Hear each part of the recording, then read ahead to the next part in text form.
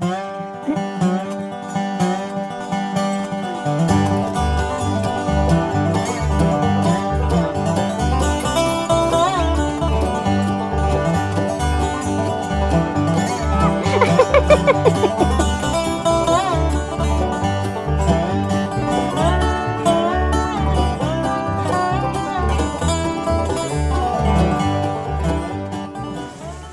from Camp Bethel to all the students and families watching from home.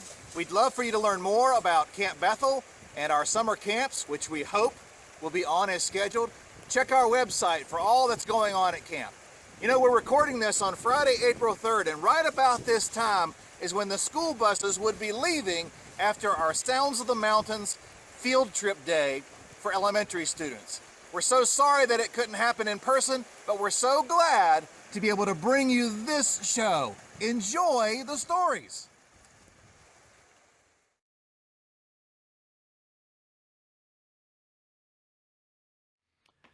Eventually, as territories in the United States were settled, our storytelling style started to change. Rather than borrow, some people might say steal, stories from other cultures, we started to develop our own storytelling style, but we were still dependent on ideas from faraway places. The Scotch-Irish and the Welsh and the English, they moved up into the Appalachian Mountains, and they remembered stories from their home countries, but over generations, as the stories got told and retold, they started to take on more and more and more of an American and Appalachian flavor. Jack, he was out working in his field. He had him a mule and he'd been plowing all morning. It's getting on to the heat of the day, and Jack, he is out there working hard. And all of a sudden he looked up, and running down the road come his big brothers, Will and Tom. The sweat was a-flying off their forehead, and they was a-hollering and a-yelling and a-waving their arms, and they still far enough away Jack couldn't hear what they was talking about. So he put his mule with its plow over under a shade tree and let him rest a while, and he went over there to the barbed wire by the end of the field next to the edge of the road. Will and Tom come running up to him. They was a-huffing and a-puffing. They was worked up to a fare-you-well. They said, "Has anybody been around here?" And he said, "No, there ain't been nobody around here." And they said, "There ain't been nobody by to talk to you." He said, "There ain't been nobody a-talking to me. I'm plowing with a mule, and I'm standing at the wrong end of him for a quality conversation. What are you boys carrying on about?" And they said, "Oh, well, let us be the first to tell you. The king done declared a big old war, and every able-bodied man's got to go off and fight." And Jack said, "I ain't going off and fighting in no war." They said, "Well, now you got to if the king says you got to go." Jack said, "There's two reasons why I ain't going off and fighting in no war. And the first one, that's my dog named Sweet Lips." And they said, "Sweet Lips? You can't stay home on account of Sweet Lips." You see, Jack had him a blue tick hound dog. It's about half grown. It was a real purty little girl pup, and he had named it Sweet Lips.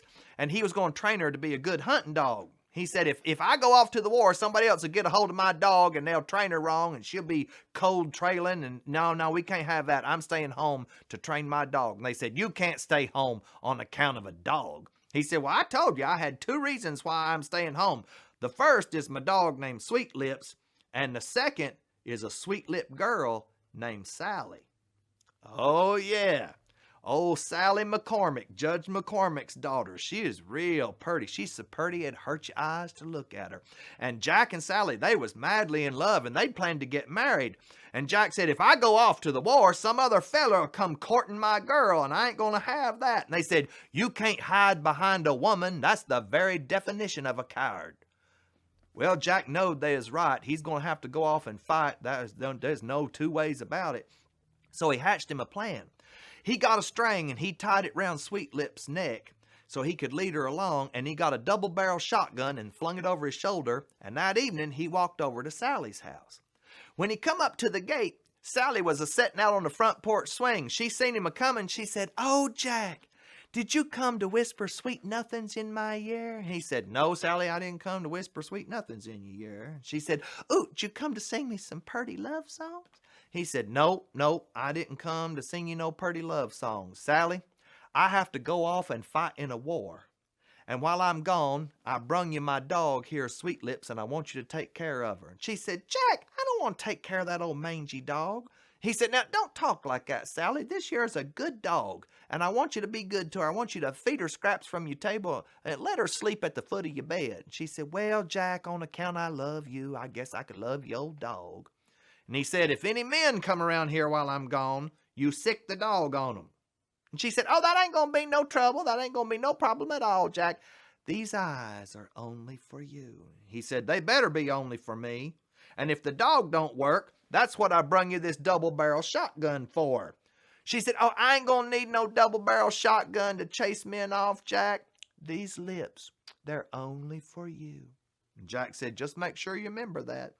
And he left that gun, that dog with his woman, and Jack went off to fight. Well, Jack was gone for the longest of time. That war drug on for years and years. And finally, when it was all done and over with, Jack was ready to come home. He was ready to get home to his girl, Sally, and his dog, Sweet Lips. And he didn't want to walk on the road. You know, that was going to take a long time to get home. He figured he'd get him a boat, put it in the river, and he'd get home faster that way. So he got in a boat in the river, and a big old storm blowed up. And the lightning was a-splitting the sky, and the thunder was a-shaking all around. And poor old Jack, he's down in the bottom of that boat praying for his very life. And when the storm passed and the sun come up, Jack had got blowed off course. He didn't know where in the world he was. So he put his boat over to the shore, and he figured he'd climb way up on the top of a mountain, and from up there he could see all across the land. He'd take a bear and know which way was back to home. Well, when he started up that mountain, he come to a big old cave. And when he walked through the mouth of that cave, the whole floor was covered over in bones. And at the back of that cave, there's a big old bed. It's big enough it would sleep 14 men. And Jack thought, oh, I've come to a land of giants. Now, Jack knowed a thing or two about giants, and he thought, they'll have treasure. If I could steal that treasure away from them, I could take it home to Sally for a wedding present. So Jack crawled up underneath that big 14-man bed to hide. And in just a little while, he heard a voice come in the mouth of that cave, and it was saying, "Whoa, there's somebody right here." Jack peeped out from underneath that bed, and there's the biggest old booger man Jack had ever seen in his life. His legs was the size of tree trunks. He had big gangly arms a-flopping around, long scraggly hair hanging down the back of his head. And the queerest thing about that big old booger man was he had one big eyeball right in the middle of his forehead. And he was blinking around with that eyeball and sniffing with his nose. And he said, I smell my supper in here, and I know how I'm going to find him. And right behind that big old booger man come the biggest dog you ever seen in your life. It was a big old hound dog, but tall as a mule. And Jack thought, look there. Now that's a treasure if I've ever seen one. That mule dog would make a great present for Sally. There ain't nobody back where I live got a dog like that. Well, that dog all of a sudden run right over there where Jack was hiding beneath the bed, stuck its head up under the bed and grabbed hold of Jack and yanked him out. And that big old booger man grabbed up Jack and he said, "Oh, my dog caught you. He caught you. And now I'm going to eat you." And he started to pop Jack right in his mouth. And Jack said, wait. He said, I'm a stranger in your land, but where I'm from, folks don't never eat together unless they've been properly introduced. We should be introduced before you eat me." And that old big old giant, he said, "My name's Polyphemus. What might your name be?" And Jack said, I'm Nobody. He said, "Nice to meet you, Mr. Nobody. Now I'm going to eat you." Jack said, No. Not yet. He said, "Why not?" He said, "You don't want to eat me raw. That'll make you sick as a dog. You're supposed to stop me up on the end of a stick and roast me over the fire." That big old booger man, he said, "Oh, I forgot that." So he set Jack down, and he scraped together some sticks and some logs, and he got him a good roaring fire going. And then he grabbed up Jack, and he said, "All right, Mr. Nobody, I'm going to stab you up on the end of a stick, roast you over the fire, and then I'm going to eat you." And Jack said, "Not yet. You ain't ready yet. Ain't you never been to a hog butchering? You're supposed to dip me in a pot of boiling water and scald all the hair off." He said, "Oh, I forgot that." So he set Jack down again, went and got him a pot, dipped him up some water from the river, set it up on that roaring fire, and pretty soon that pot was really hot and that water was a-bubbling and a-steaming. And he grabbed up Jack and he said, "Now, Mr. Nobody, I'm going to dip you in this pot and scald all your hair off, and then I'm going to stab you up on the end of a stick and roast you over the fire and eat you." And Jack said, "There's only one thing you lack, Daddy." He said, "What's that?" He said, you got to pray and thank the Lord. Now, Jack knowed he had him there because he's old heathen. He didn't know nothing about prayer. So that old giant set Jack down. He said, now fold your hands up. He folded his hands up. He said, get down on your knees.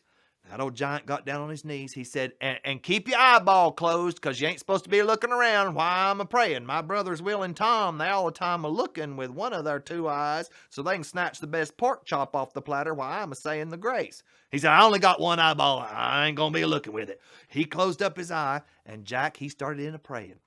He prayed, and he prayed, and he prayed. And the whole time he is a-praying, he is fishing out a log from underneath that boiling pot.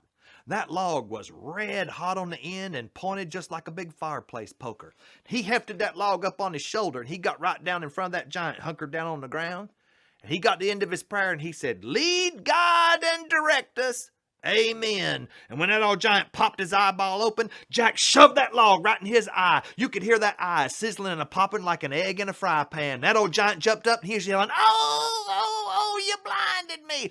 And then he flung his arm to the side and hit a big old rock, and it rolled right across the mouth of the cave and stopped it up. And Jack thought, shoot, I was going to blind him and then snatch that dog and run off, and he's knocked that big rock right in front of the door of the cave, and I can't get out of here. And that old giant, he is a-hollering and yelling so, all them other giants in the land heard him, and they come a-climbing over the ridges of the mountain, and they come up to that rock stuck in the mouth of his cave, and they hollered, Polyphemus, Polyphemus, what you a-hollering about? And he yelled out, nobody's hurt me, nobody's hurt me. They said, well, if nobody's hurt you, lay down and be quiet and go to sleep. You're disturbing our rest. And they went off and left that poor old giant there with that log stobbed up in his eyeball in the middle of his forehead.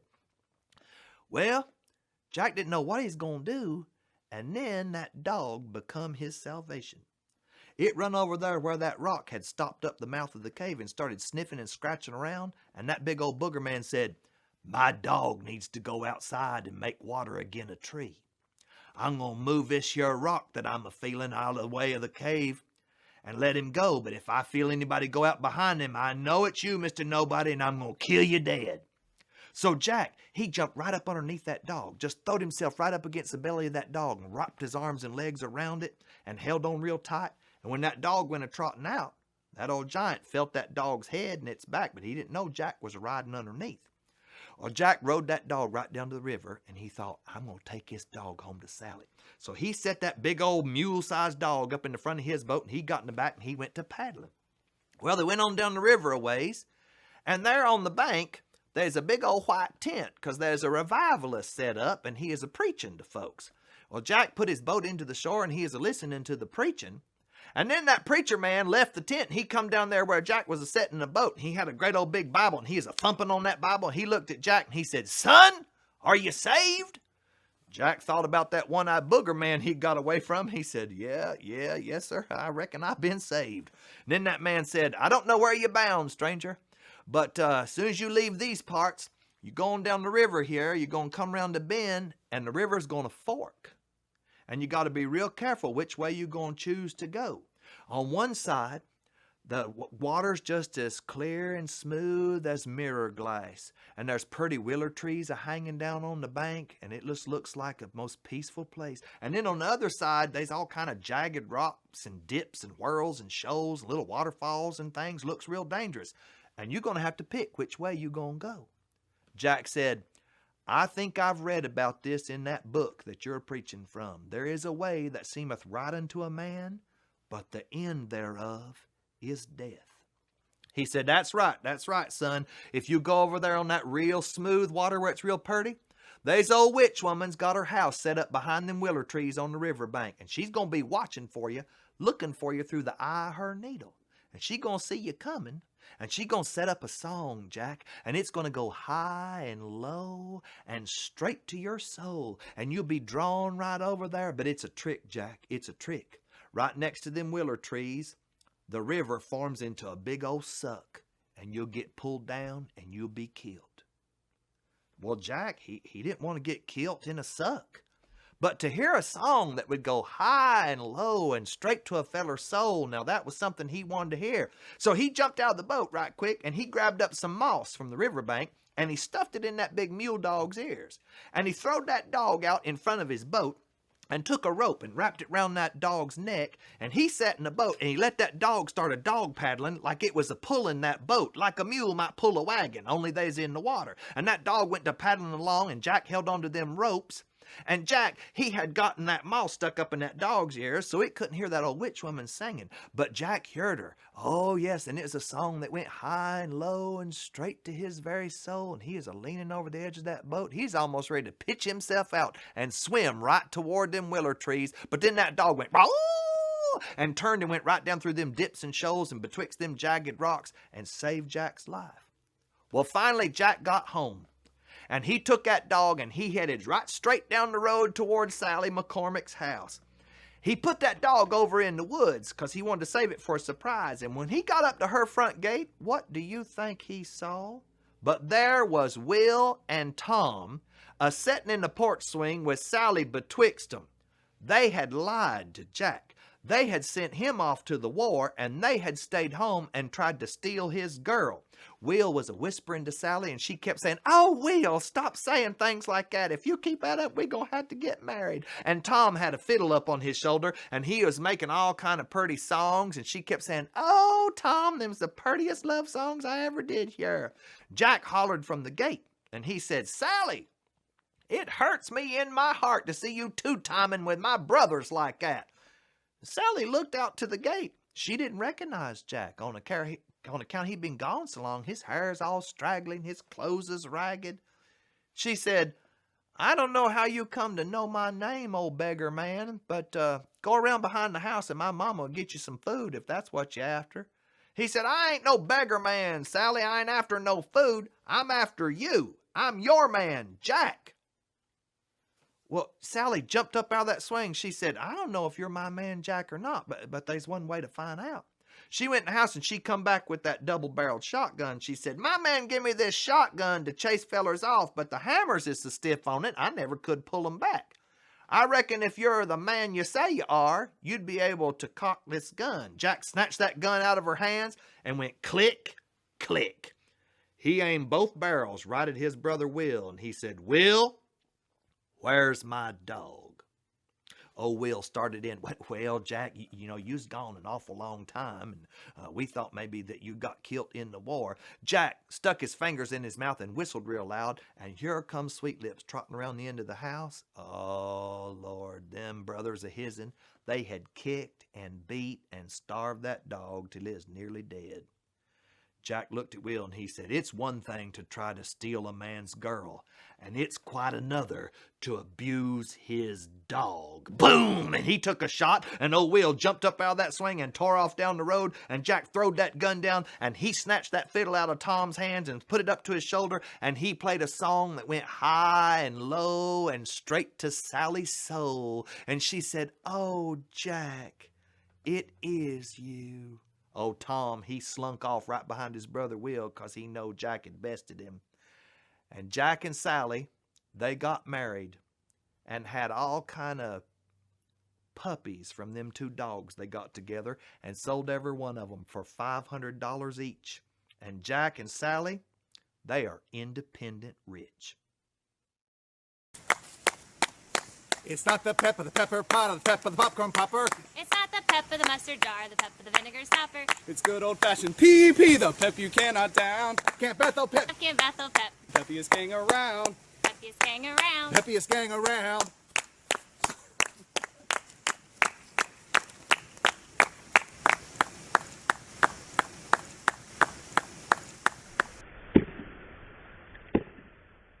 I'm going to tell you a little story.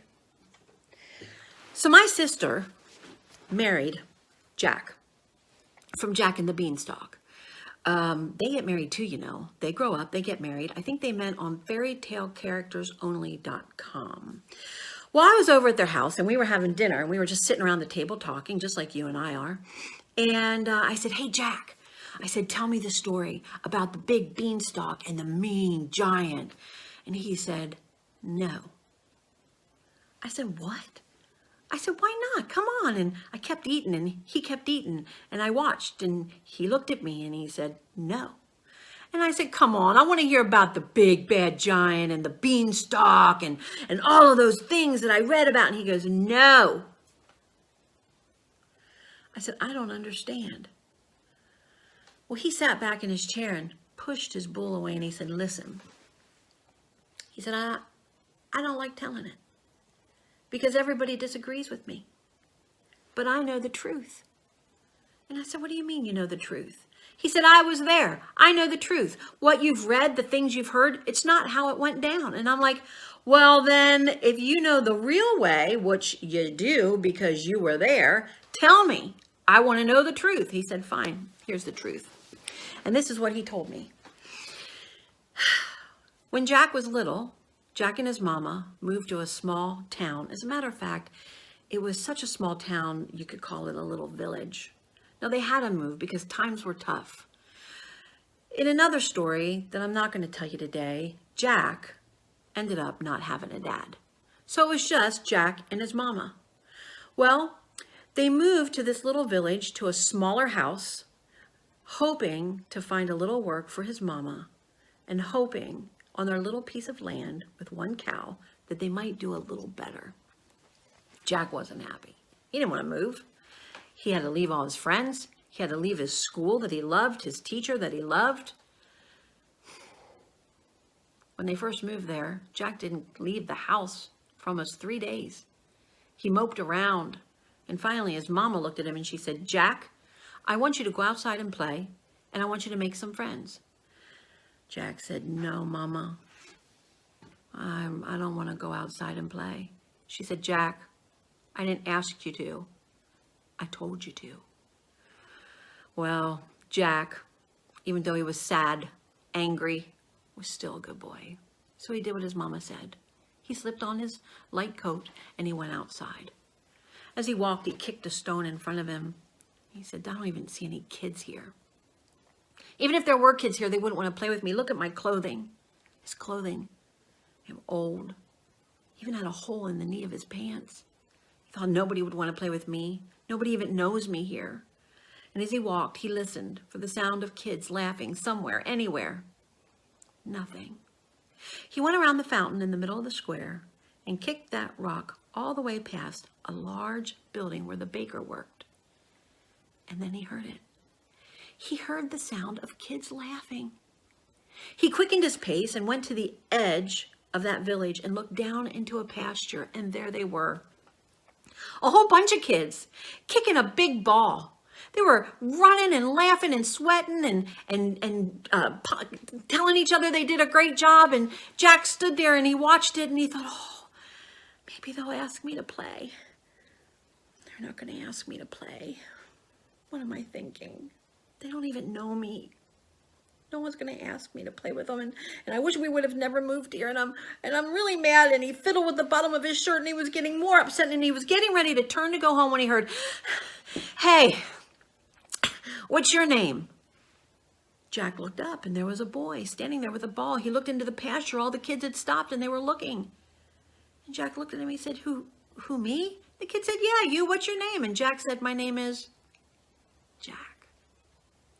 The kid looked at him and said, you want to come down and play? Jack couldn't believe it. Just a minute ago, his heart was broke. And now, it exploded with joy. He said, yeah, I want to play.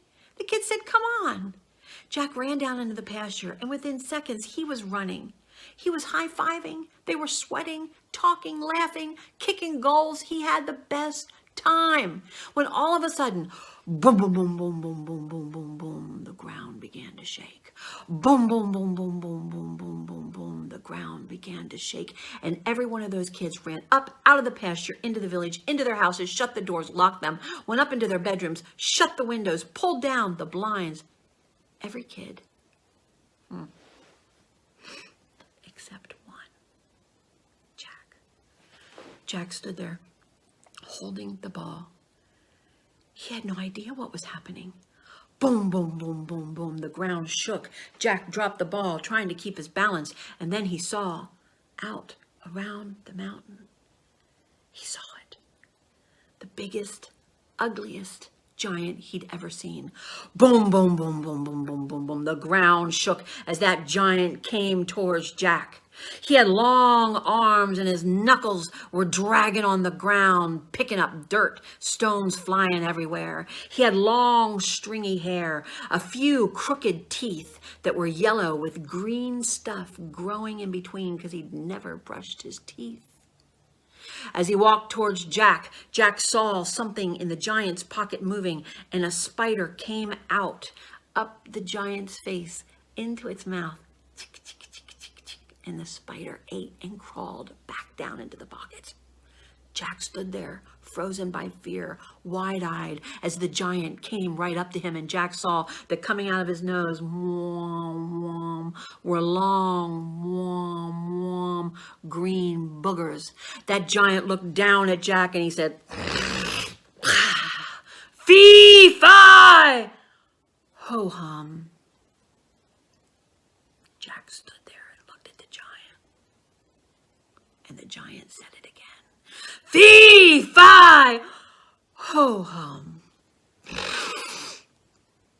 Jack looked at that giant and he said,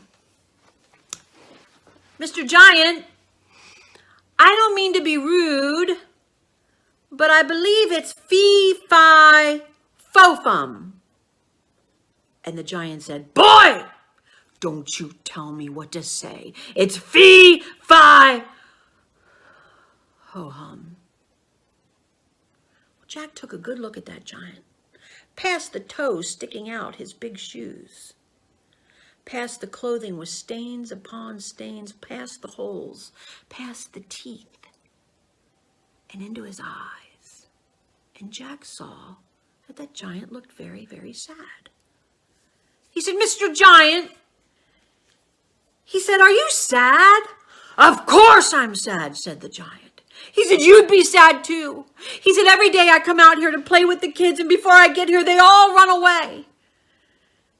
And he said, "At the end of the day, you have a soft bed to lay in," but he said, "I'm too big to lay in a bed." He said, "The only thing I have to sit on are mountains, and mountains are very pointy." And he said, "And every day my bum hurts." And he said, "I'm so tall. I'm so tall that my head is always in the clouds," which is a prerequisite on a resume for being a storyteller. But in this case, we mean literally, which means for real. His heads were really in the clouds every day. The giant looked at Jack and said, "My head is in the clouds every day, which means that every day my hair is a mess because clouds are made of water. And so every day is a bad hair day. I don't have any friends. I don't have anywhere to sit or sleep. And my hair is a mess." Jack said, "You know, that's pretty tough." And he thought about it. And he thought about what happened on the hill when his heart was broken and one boy with a ball made it feel better. He said, "Mr. Giant," he said, "I'll tell you what I'm going to do." He said, "I want to be your friend." And he said, "Tomorrow you meet me here at the same time, and I'm going to prove it to you. I'm going to bring you a gift." The giant looked at Jack and he said, "Boy, you best not be trying to make a fool out of me." And Jack said, No, I'm not trying to make a fool out of you, I promise." The giant turned. Boom, boom, boom, boom, boom, boom, boom. The ground shook as he walked and disappeared behind the mountain. Jack ran home, went inside, and his mama said, "Jack, my sweet boy, did you have a good day?" "Oh, Mama, I had a great day." He said, "I made some friends." And he said, "Tomorrow I'm going to go to the market." He said, "I need to pick something up for my one friend. I want to give him a little gift." She said, "Jack, you're such a sweet boy." And he said, "Mama, I have 2 pennies in my drawer in my bedroom, and I'm going to get him something." She said, "Well, Jack, since you are going to go to the market to do that, also take the cow with you. Milk the cow and make some money because you need new shoes, new clothing. The pantry is bare." He said, "Okay, Mama." The next morning, Jack woke up, ran down. He ate his breakfast, did his chores, slipped the 2 pennies into his pocket. And then he ran out, got the cow, roped it up. And the cow followed behind him, bell around his neck going ding-a-ling-a-ling. And Jack walked and he thought to himself, what can I get? Maybe a piece of gum. Maybe a sweet piece of hard candy, a fresh apple. And as he walked, he was deep in thought that he almost missed the man on the side of the road. He looked over and he saw that a man was sitting there in the dirt, his hood up. Jack saw his hands were shaking. He walked over and he said, "Sir, are you okay?" The old man looked up, the hood fell back, and Jack saw it was the bread man. See, when Jack and his mama moved to that new house, there was a knock on the door one day, and it was an old man with bread in a basket. And he asked Jack's mama if she wanted to buy some, and she said, "We don't have any money." The old man took a piece of bread out, held the loaf in his hands, and twisted off the heel, gave it to Jack's mama, and said, "You can pay me when you can." He came every day since they moved there and had not asked for any money. Jack looked down and said, "Mr. Breadman, what are you doing sitting in the dirt?" The breadman looked up at Jack and he said, "Jack, I'm tired and I need to get into the market. I don't think I can walk any further." Jack said, "Listen, I got a cow. I'm going to the market." And he said, "I'll help you. You can ride the cow." Jack linked his arm into the old man's arms, hoisted him up, walked him over the cow, and then gave him a boost up onto the cow. Jack took the rope, put it over his shoulder. The man on the cow with the bell going ding-a-ling-a-ling as Jack walked into the market. When they got to the market, Jack helped the old bread man down and said, "Have a good day."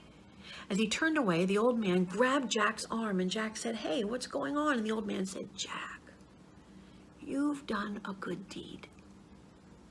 I have something for you." The old man reached into his cloak pocket and he said, "Jack, hold out your hand." And Jack held out his hand. The old man dropped 1, 2, 3 magic jelly beans into Jack's hands. "Plant them," he said. "They're magic." Jack looked at them. He never had sugar. He wanted to eat them. And he began to open his mouth, and the old man said, "Jack, I'm not making a joke. They're magic. Plant them in the ground." Jack looked at the old man, and he looked at the jelly beans, and he thought, I'll save them for later. Silly old man. "Have a good day." The old man walked away. Jack borrowed a stool from a farmer, and then he borrowed a bucket. And then he put it under the cow, sat on the stool, and he began to milk the cow. You ready? Milk the cow. Put the milk in the bucket.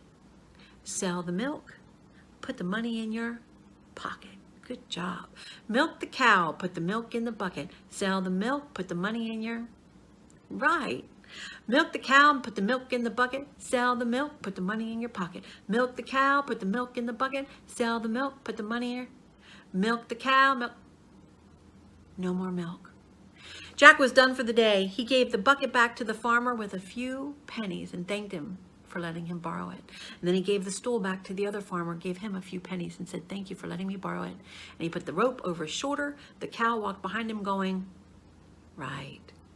When he got home, he put the rope on the edge of the fence on the hook. He put the cow into the pasture and he went inside to his mama. "Jack, how was your day?" He said, "Mama, it was a good day. Look at this." And he pulled out a large wad of cash from selling milk. Jack's mama took it and she said, "Oh, Jack, with this money, we can buy food and I can get you some new clothing, Jack." She said, "Oh, you've done a good job." She said, "Show me what you got." And he said, "What, Mama?" He said, "That's what I have, the money. I milked the cow like you said." She goes, No. Show me the present, whatever it is you got for your friend." And he goes, "Oh," Jack said, "I forgot. I can't believe I forgot." He looked at what time it was and he thought, I'm late and I have nothing. He said, "I don't know what I'm going to do." He said, "Mama, I forgot to get the present. I don't know what." And then he felt the 3 jelly beans in his pocket. And he said, "Mama, I'll be right back." He ran out the door, through the village, past the fountain, around the bend, past the baker's, and looked down into the pasture. Nobody there. He ran down into the pasture and he called the giant on the count of 3. Call Mr. Giant. 1, 2, 3. "Mr. Giant!" 1, 2, 3. "Mr. Giant!" Boom, boom, boom, boom, boom. The ground began to shake. Oh, boom, boom, boom, boom, boom, boom, boom. And the giant came out from around the mountain. Knuckles dragging, spider eating, long stringy hair. That giant walked up to Jack and said, "Boy, you're late. I was here. No one makes a fool out of me." No, Mr. Giant, don't get angry. Listen, he said, "I had to go to the market and milk the cow to get my mama some money." He said, "I just got really busy with working, but I'm here now and I have something for you." And the giant said, "Boy, you best not be fooling me." And Jack said, No, look. He reached in his pocket and he pulled out a green jelly bean. Hold it up. He pulled out a green jelly bean and he said, "Look, Mr. Giant, it's a magic jelly bean." And he said, "Watch." And he dug a hole, put the jelly bean in, covered it up, and said, "Watch this."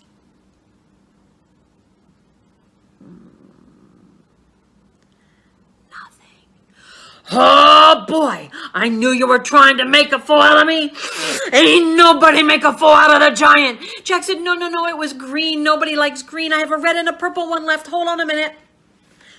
Red. He said, "Watch this." And he dug a hole, put it in, and he covered it up. "Watch," he said. "It's magic. I promise." Nothing.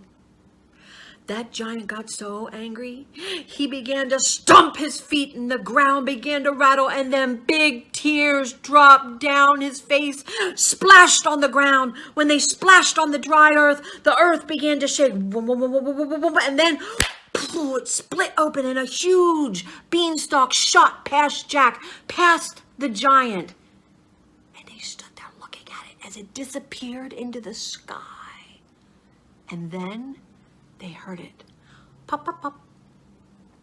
Pop, pop, pop, pop, pop, pop, pop, pop, pop, pop, pop, pop.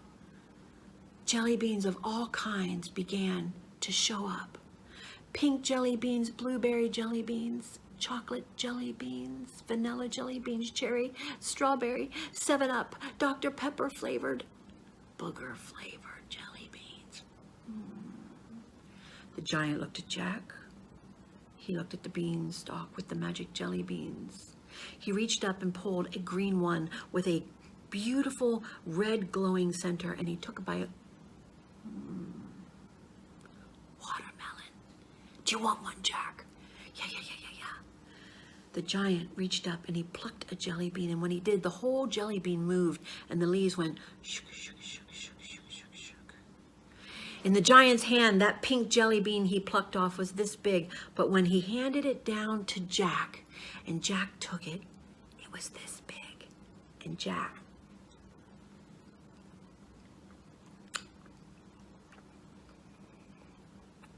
bubblegum flavored. Oh, they ate jelly beans all day long. Jack, after they were finished, ran home. And he went to a little tiny art store in the middle of the village, not the big place on the edge of town where they sell tires, baby powder, and bread. No, a little art store owned by a sweet woman who knew all of her products well and her customers even better. Jack bought poster board and markers, and he wrote signs that said, "Free jelly beans, go see the giant." And he placed them all around town. And soon all the kids that used to run away from the giant were now running. Yes, that's right. And all the grown-ups that didn't want the giant in their town now were happy that he was there, and they were running to the... And every day people of all sizes would get together. They'd sing songs, play games, and if you were one of the children that was well-behaved, the giant would take his big hand and he'd swing it and put it on the ground. And you could walk up and sit in it, and he'd lift you into the leaves of the beanstalk. And you could swing your legs and sing and eat jelly beans all day long. Now, one day, Jack was playing, singing, running, games happening, balls everywhere, kicking balls and eating jelly beans. And he stopped and he looked up at the giant and he said, "Mr. Giant, is this beanstalk the sweetest gift you ever received?" And the giant looked at Jack and he said, "No." Jack said, "What? What do you mean?" The giant came down to where Jack was, and he looked at him, and he said, "Jack, I love the beanstalk, but the sweetest gift I ever received was your friendship." Welcome to the old church. Smells like it. It's got that old church smell. We don't know why your old churches smell like this. The altar boys are here. Lucas, Simon and Arthur, and Eric. That's the entire audience.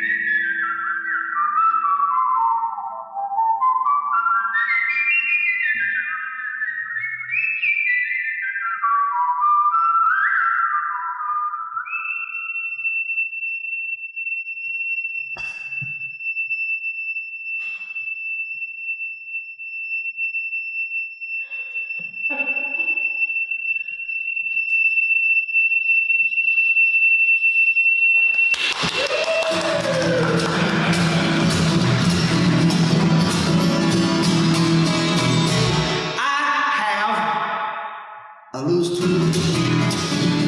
I like to push it with my tongue. I have a loose tooth.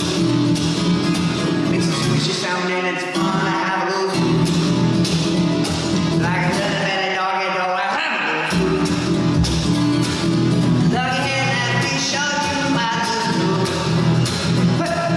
Mama said we gotta get that thing out. You know how Mama likes the things done. Isn't it funny how Mama do not remember how much fun it is? Granddaddy said I'm gonna take a thing and go touch your door now and then I'm gonna slam it. I said no.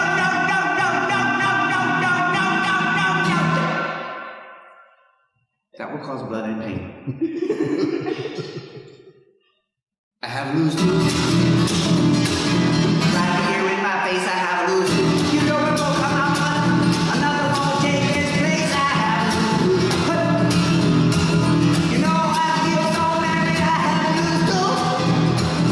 Gonna get a visit from that tooth fairy. All right, let's talk about the tooth fairy for a minute because she freaks me out.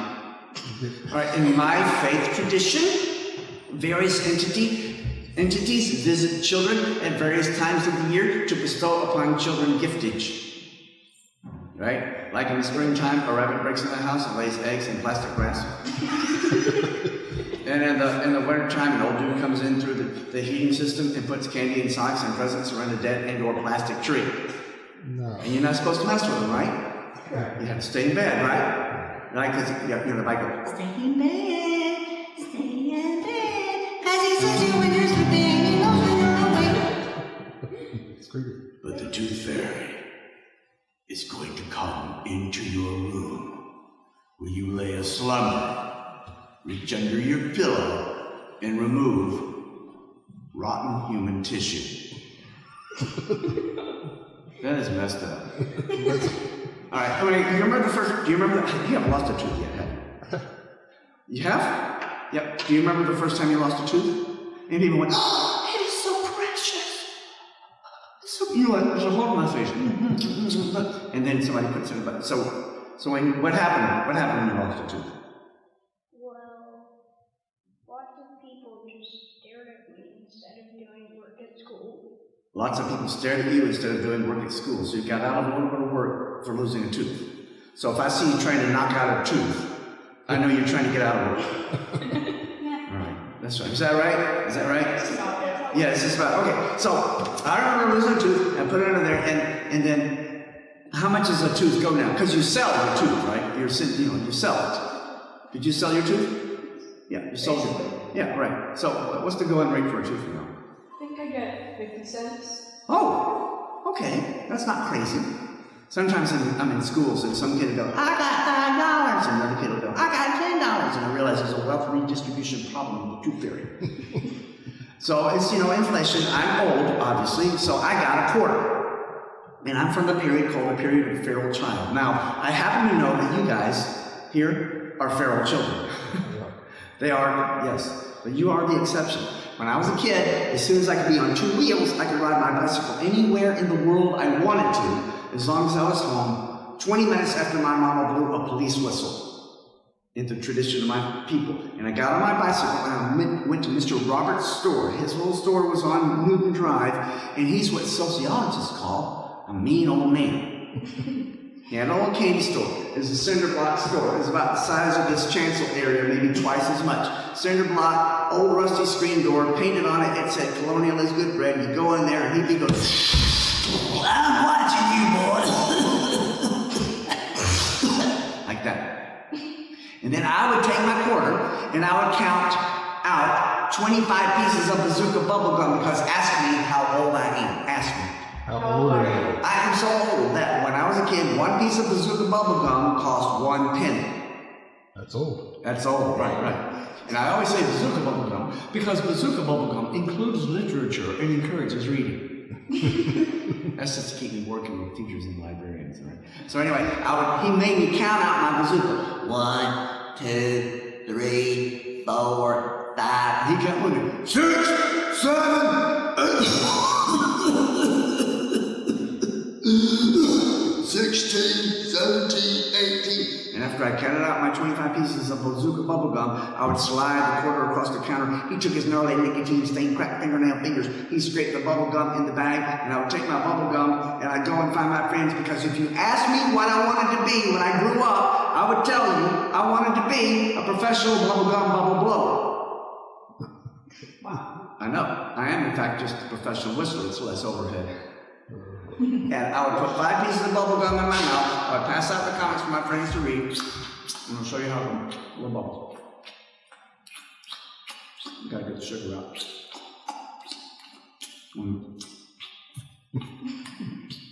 Wait a minute. Apologies to Antonio Hoshel.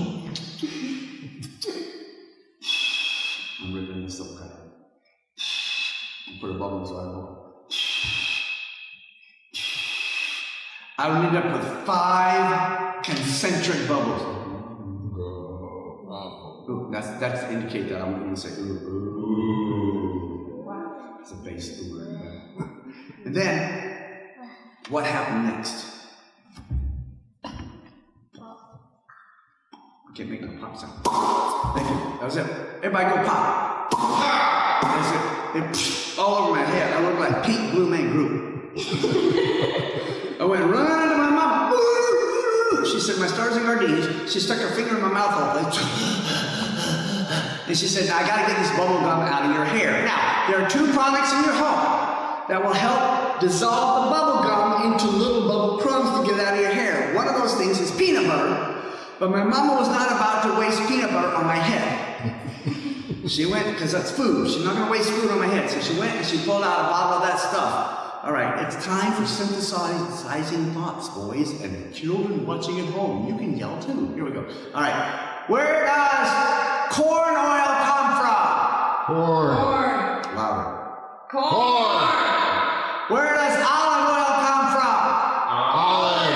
Where does sunflower seed oil come from?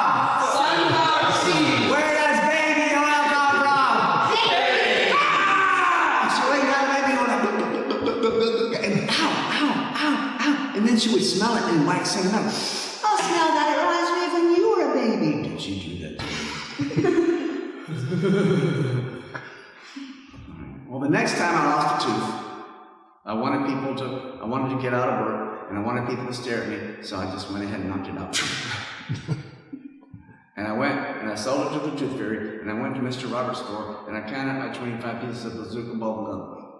20, 21, 22, 23, 24, 25.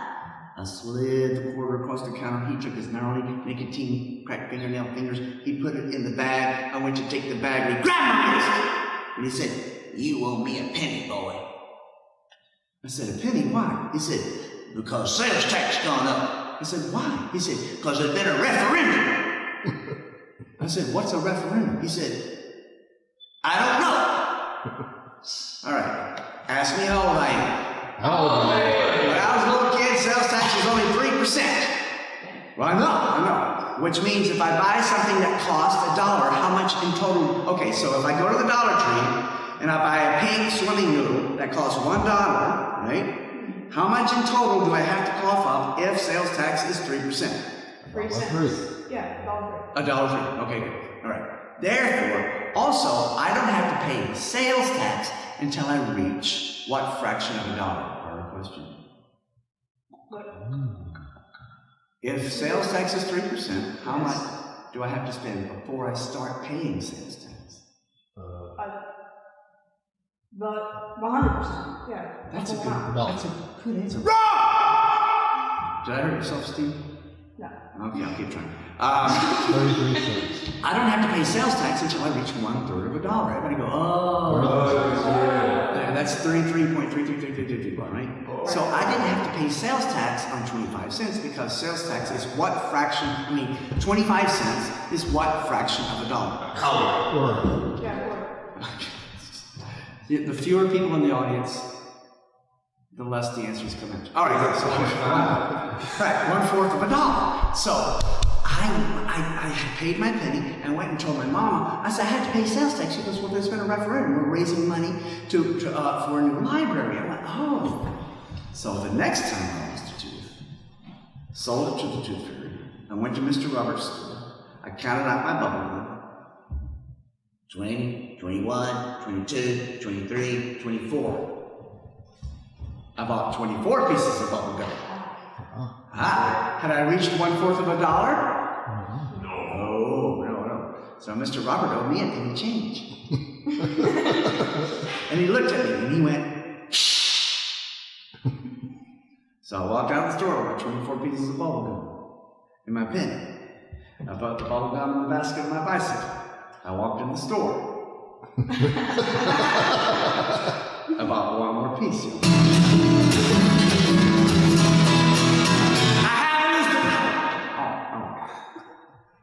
Are you laughing because I'm in? Yes. Yeah. If I severed a toe right now, y'all be yucking it up. I have a loose tooth. Seriously. I don't know what to do. I have a loose tooth. And I'm 62. I have a loose tooth. This isn't funny, is it? I have a loose tooth. But I'm periodontal. This is I have a loose tooth. Yeah.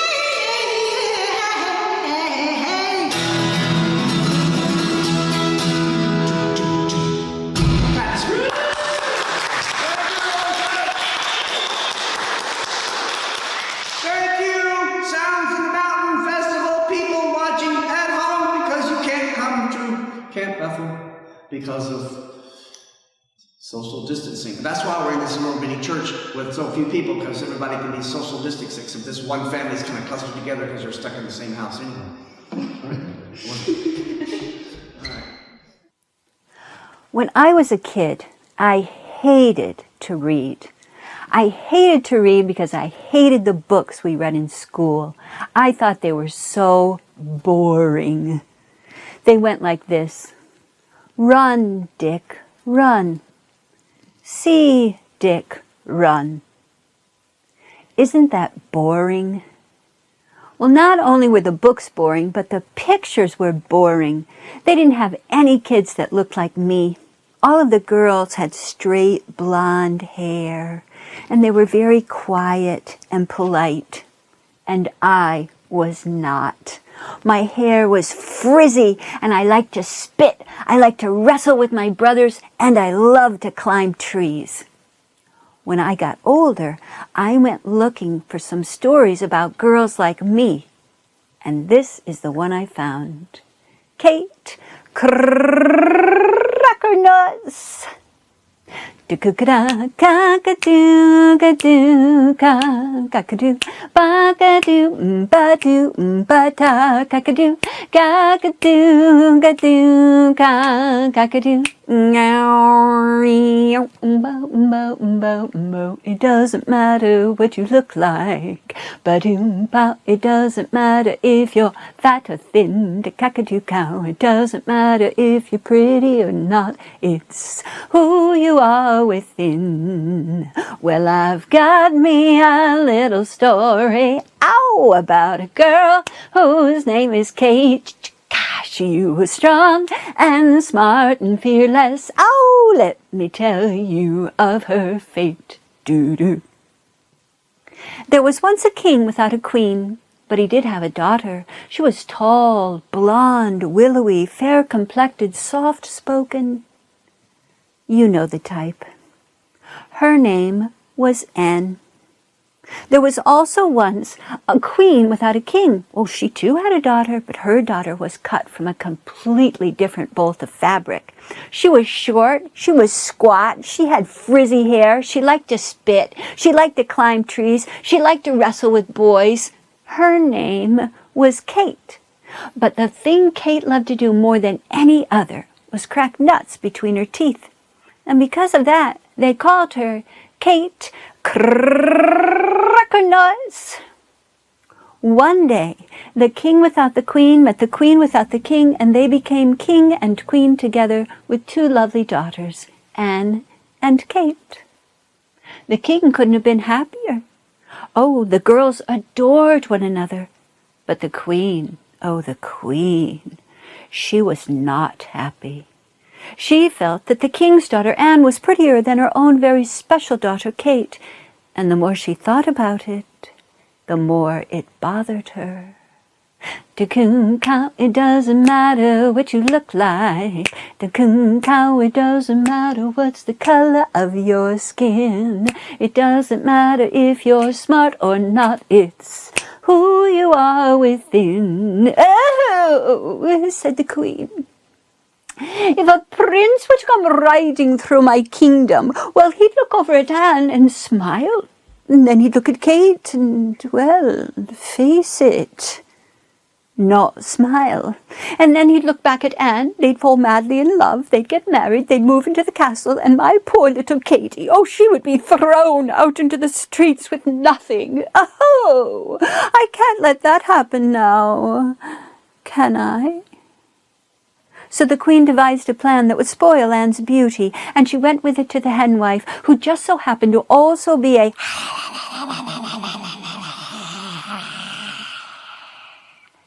witch. Aye, I can help ya, said the henwife to the queen. Bring that girl to me tomorrow morning, and all that you've asked shall be done. But make sure that girl has nothing to eat before she gets here, or else the spell won't work. And then she went over to a huge black pot she had boiling over a blazing hot fire. She lifted the lid of the pot, and into it she threw all manner of nasty and very disgusting things, like sheep's head, sheep bone, sheep skin, and, you know that stuff you get on your teeth when you eat Cheetos? Yeah, she picked that off and threw that in there too. Ugh. I'm not making that up.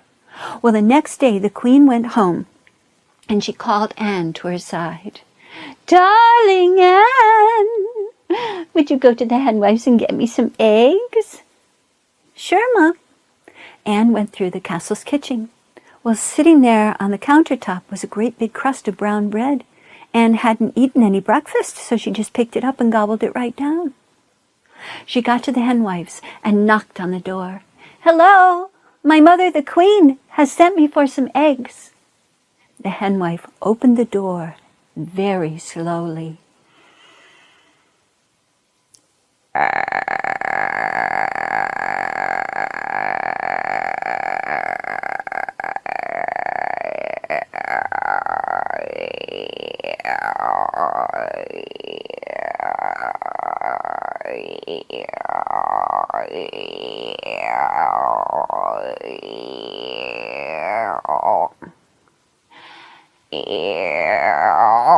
She looked down at Anne with her beady red eyes and said, Everything that's waiting for you, you'll find over there in that big black pot. Anne went over and lifted the lid off of the big black pot, but the only thing that happened was the most horrendous stench came wafting out. She quickly put the lid back down. When the henwife saw that, she knew Anne had eaten something on her way, so she said to the girl, Tell your mother to keep her pantry door better locked. Okay, said Anne. She went home and told the queen what the henwife had said, and the queen understood that she had eaten something on her way. So the next day, when she sent her again for more eggs, she made sure the pantry door was tightly locked. But on this day, Anne decided to go through the garden. The gardener was out picking peas. She was a friendly girl. She stopped to talk. He gave her a handful of peas. She ate them down. So all that happened on the first day was repeated on the second. On the third day, the queen walked Anne all the way to the gate to make sure she had absolutely nothing to eat. So this time, when the girl lifted the lid off of the big black pot, her own very pretty little head fell right off of its shoulders, and in its place was a sheep's head.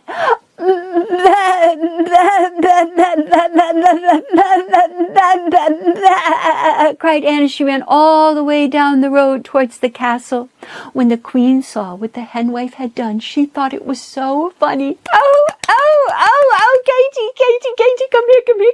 Look at your sister. Oh, she's got a sheep's head on her shoulders. Oh, isn't that wonderful? Oh, darling, now you're the prettiest one. Kate looked at her beloved sister with a sheep's head on her shoulders. She looked at her mother and she said, Ah, Mom, I can't believe you did that. And she was so angry she wouldn't say another word to her mother. That's how angry she was. Instead, she went outside. She tied a little handkerchief around Anne's sheep's head. She told her she loved her, and she hugged her. She told her no matter what she did, no matter what she looked like, she would stand by her. And then she took her by the hand, and those two girls went out into the world to seek their fortunes. So Kate and Anne, they walked on, eating berries and cracking nuts. And when the sun came down, they were standing in front of a castle that would change their luck. Doo-doo. Boom, boom, boom! Kate knocked on the castle's door. What is it you want? Cried out the servant. Hello, my name is Kate Crackernuts, and I've come to ask for a night's lodging for myself and my, Don't mention the sheep's head. She's very sensitive about it. my sister. Well, you're welcome to stay overnight here, you are. But obviously you don't know what's going on in this castle. No, you don't. You see, the youngest, they've got 2 sons, and the youngest, he's fine and vigorous. But the eldest, poor thing, he sleeps late and he eats well, but every day he's just getting thinner and paler. They don't expect him to last much longer. The king and queen have offered a bushel of gold to anyone who can find out what's wrong with the prince. Oh, many great people have tried. But as yet, no one's been able to do it. Bushel of gold, Bucky? Well, they haven't been able to do it because they are not Kate Crackernuts. And right then and there, she decided that she was going to be the one to find out what was wrong with the prince, and she and Anne were going to collect that big bushel of gold. That night, after everyone had gone to sleep, Kate snuck up the stairs and hid herself in a shadow behind the prince's bedroom door. At the exact stroke of midnight, the prince's eyes popped open, and he looked around to see if he was alone. When he thought he was, he got up out of his bed and dressed himself in his finest clothing. He was moving very strangely, as if he could see, but not really see. He went out into the hallway. Kate was right behind him. He didn't seem to notice her. She followed him down the stairs and out into the stable, where she watched him saddle the finest and the fastest of his horses. And as he was about to go out and go under all of those ripe nut trees, Kate hopped onto the saddle right behind him. And as they traveled under the ripe nut trees, Kate reached up. She grabbed all the nuts she could find and stuffed them into her pocket. Now, Kate Crackernuts was a little girl who refused to go hungry. They traveled on and on and on until they got to a large green mountain. The prince stopped his horse and said, "Open, open, and allow the prince and his horse to enter." And Kate stuck out her head and said, "And the little girl behind him too, please." And all of a sudden, the mountain split open, and they found themselves in an eerily lit room with strange music playing. I think it was Madonna. Kate quickly slid herself off of the back of the horse. Suddenly, the horse was surrounded by a circle of fairies. They dragged the prince off of the horse and out onto the dance floor. They made him dance one dance after another all night long, no matter how tired he got. They simply wouldn't let him stop. In the morning, the cock crowed. The fairies fluttered. The prince mounted his horse. Kate hopped on behind. They went all the way back to the castle. The prince went up into his room and fell exhausted into his bed. Kate told no one about what she had seen, not even her beloved sister Anne. The next night, everything happened in exactly the same way. But on this night, Kate hid herself in a shadow by two old fairy women who were watching over a little child. One fairy says to the other fairy, "Any news?" "No news." "No news." "Well, I might have a little news." "Oh, do tell, do tell, do tell." "Well, did you know there's a girl at the castle with a sheep's head on her shoulders?" "No, a sheep's head. Oh, that's delicious, delicious." "Yeah. And wouldn't it be funny if they only knew that the wand that the baby is playing with right now, the wand that is in that baby's hand, all they have to do is hit her on the sheep's head with 3 taps of that wand, and that sheep's head would fall off and her own pretty little head would be right back on. Now, wouldn't they be surprised about that? Oh, wouldn't they though? Wouldn't they though?" They cackled and turned their backs to the baby. Well, when Kate heard about the wand, she was gonna get it. She took some of the nuts out of her pocket and she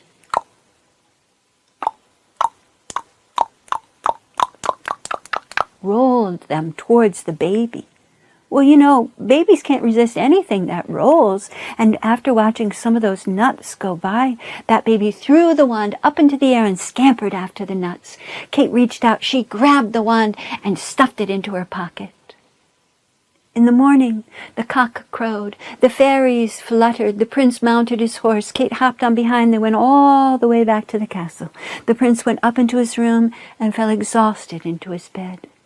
Kate, however, ran up the stairs. She burst through Anne's bedroom door. She took out the wand and she whacked her 3 times on the head with it. And when she did that, her own pretty little head was right back on and the sheep's head fell off onto the floor.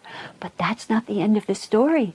The sheep's head kept rolling. It rolled down the staircase and out the front door, down the road, until it got to the henwife's hut, where it put itself onto her shoulders. And let me tell you, friends, big improvement. The next night, everything happened in exactly the same way. But this time, the little baby was playing with a bird inside a cage. One fairy says to the other fairy, "Any news?" "No news." "No news." "Well, I might have a little news." "Oh, do tell, do tell, do tell." "Well, did you know that the king and the queen have offered a bushel of gold to anyone who can find out what's wrong with the prince?" "No, a whole bushel?" "A whole bushel."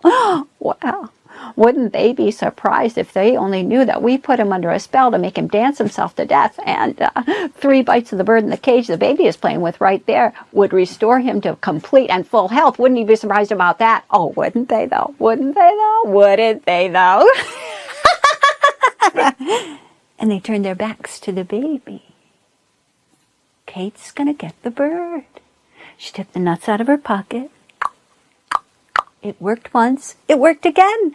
That baby threw the cage up into the air and scampered after the nuts. Kate reached out. She grabbed it. She stuffed it under her shirt.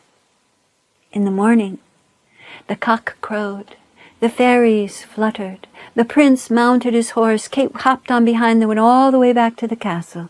The prince went up into his room, fell into his bed, and was near death. Kate, however, took the bird down into the castle's kitchen, where she plucked it and then cooked it in the most amazing marinara sauce. She made a side of pasta and a little salad. She brought it up to the prince's room. She held it underneath his nostrils, and when he smelled that incredible aroma, his eyes popped open, and he said, "I don't want to be rude, but might I have a small bite of the bird?" "Oh, you sure can, baby cakes," she said, and she stuffed a big bite right into his mouth.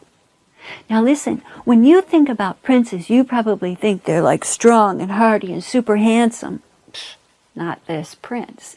This prince hair was sort of like mousy brown and really thin and stringy. And as he was eating the first bite of the bird, oh my goodness, his hair got thick and black and curly. He got a handlebar mustache and a thick hairy chest, but none on his back, because nobody likes that.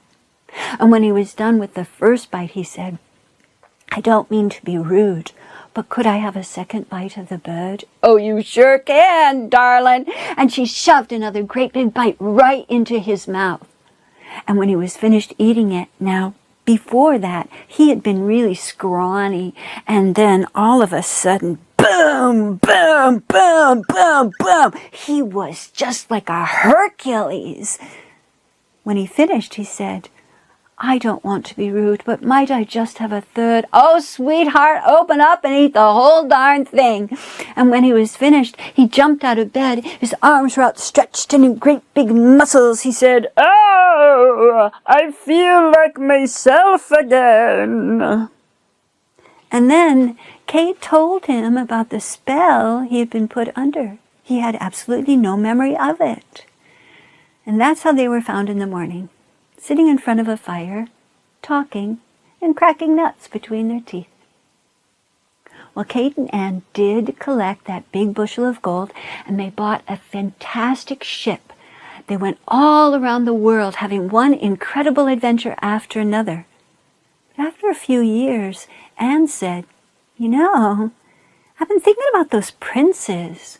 What do you think they're up to?" They sailed back. And as it had been, those two princes had just been wasting away in the garden of the castle ever since Kate and Anne left, eating low-fat plain yogurt and doing needlepoint. Well, they all spent some quality time together, the youngest with Anne, the eldest with Kate, and they fell madly in love. And after signing an ironclad prenuptial agreement, they got married.